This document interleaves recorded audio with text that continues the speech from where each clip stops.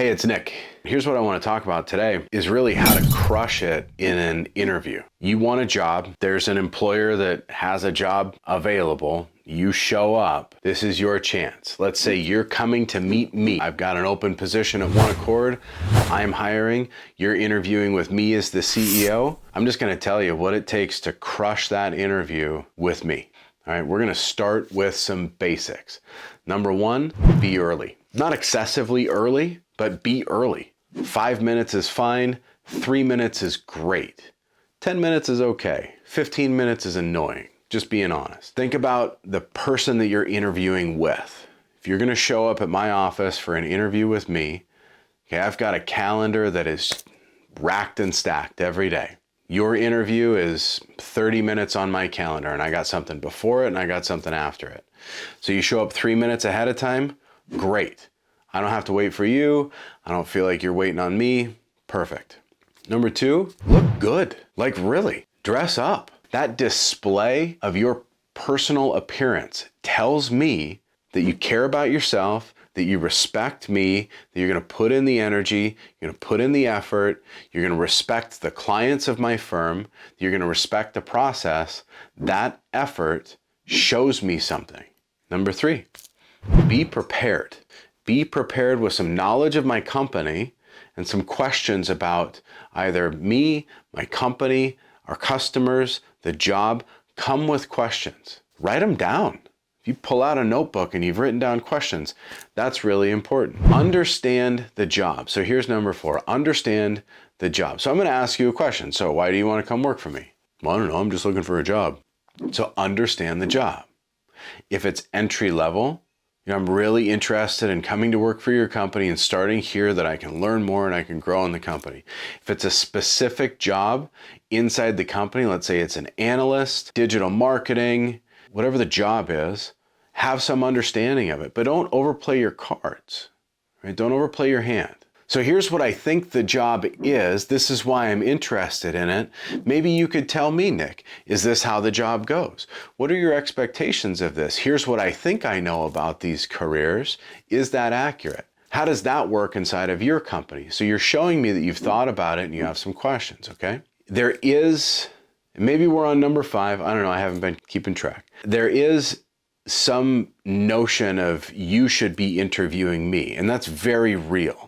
If I ask you, so do you have any questions for me? And you say, no, that's telling me something. It's showing me something. It's telling me that you really don't know what you're getting into, that you're unaware. It's showing me that maybe you don't even care. So I'm starting to think to myself, well, if I offer you this job, how long are you going to stay? Entry level, mid-level, here again, this is advice for that person in that 19 to 25-year-old age demographic, but actually, some 30-year-olds, some 40-year-olds should probably listen to this too. But if you're in that age demographic and you're going for your first career job, or maybe it's your second career job because you've had an entry-level position, but now you're ready to go up to the next one, all of these things apply. So be on time. On time means early. Show up, dress nice, come prepared, bring questions, know about the job. And here's the thing. It's okay for you to tell some stories and share about yourself because I need to get to know you, right? So think about contextual stories. Think about times when something that your particular skill set was actually used. And listen, it could be when you were 15 years old on the soccer field. It could be when you were 16 years old and you were first learning to drive. It could be when you were 19 years old and you were going off to college for the first time and you were moving into a new city and a new state. Like these stories that define your character and your skills and ability are going to be really, really valuable, but you have to keep them short. Get to the point, all right? So I'm saying these things over and over again. Show up on time, look good, be prepared, bring questions, know the stories that you want to share about yourself, because if you get caught in this interview of making stuff up either on the fly or pulling stuff out of the air that you haven't been thoughtful about, you're going to run on and you're not going to get to the point. So this is your opportunity. So let's go back to it. You got 30 minutes with me for me to know you, like you, and trust you. How are you going to do that? Well, trust begins with showing up on time and showing me that you care. Like is that connection in some of your stories.